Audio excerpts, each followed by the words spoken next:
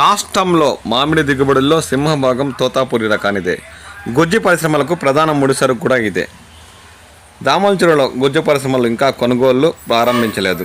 రంగు బాగున్న కాయలకు ధర ఉండగా మామూలు కాయలకు పల్ప్ ఫ్యాక్టరీలు ఏ ధర నిర్ణయిస్తాయన్న ఆందోళన రైతుల్లో ఉంది. గతేడాది తోతాపురి రకానికి 4-5 మొదలుకొని అత్యధిక ధర ₹6తో గుజ్జు పరిశ్రమలు తోతాపురి రకాన్ని కొనుగోలు చేసిన విషయం తెలిసిందే. దీంతో ఈ ఏడాది ఉమ్మడి చిత్తూరు జిల్లా పరిధిలోని మామిడి రైతులు కాస్త ఆందోళనకు లోనవుతున్నారు. గుజ్జు పరిశ్రమలు ఎప్పుడు తెరుచుకుంటాయేమో, ధర ఏ విధంగా ఉంటుందన్న ఆందోళన వారిలో ఉంది. ఈ సందర్భంగా చిత్తూరు జిల్లా కలెక్టర్ గుజ్జు పరిశ్రమల నిర్వాహకులతో మరియు మామిడి రైతులతో ప్రత్యేక సమావేశం నిర్వహించి త్వరగా గుజ్జు పరిశ్రమలు తెరుచుకోవాలని సూచనలు జారీ చేసినట్లు అధికార వర్గాలు పేర్కొంటున్నాయి.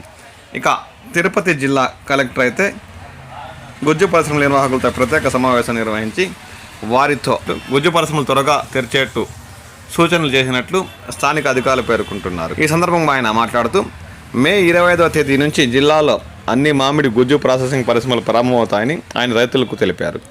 విడతల వారీగా కోతలు కోయడంతో మార్కెట్ సిద్ధమైన ధరలు లభిస్తాయని సూచించారు. అధికారులు నిరంతరం ప్రాసెసింగ్ యూనిట్లను సందర్శిస్తూ రైతులకు మద్దతు ధర లభించేలా చూస్తారని ఈ సందర్భంగా తిరుపతి కలెక్టర్ వెంకటేశ్వరన్ తెలిపారు.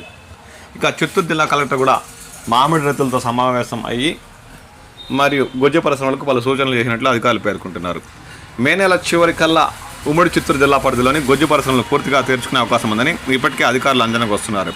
ఇక ధరల విషయానికి వస్తే గత ఏడాదితో పోల్చుకుంటే ఏడాది గుజ్జు పరిశ్రమలు గిట్టుబాటు ధరలు లభించేలా ఉంటాయని అధికార వర్గాలు ఒక అంచనాకు వస్తున్నాయి. ఒక అంచనా ప్రకారం టన్ను 8,000 వరకు కొనుగోలు చేసే అవకాశం ఉందని ఇప్పటికే అధికారులు ఒక అంచనాకు వస్తున్నారు. దీనికి ఇక ఏ విధంగా మార్కెట్ ఉండబోతుందో కాలమే సమాధానం చెప్పాలి.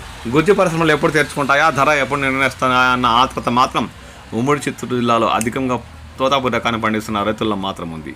దీనికి కాలమే సమాధానం చెప్పాలి.